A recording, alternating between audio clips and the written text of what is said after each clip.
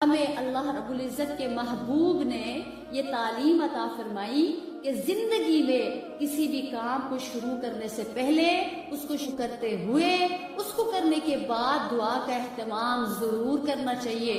कोई भी नई चीज, नया दिन, नया महीना और नया साल को आगाज करते हुए दुआ मांगना जरूरी है।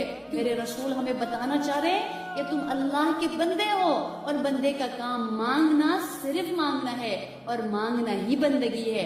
और मुसलमान के लिए दुआ सिर्फ इबादत ही नहीं बल्कि इबादत का मगज़ है। इसीलिए जिस रब्बे करीम से इंसान मांगता है वो रब्बे करीम कौन है? वो सारी मखलूक से बेनियाज है और कुल मखलूक उसकी यकसर मुहताज है।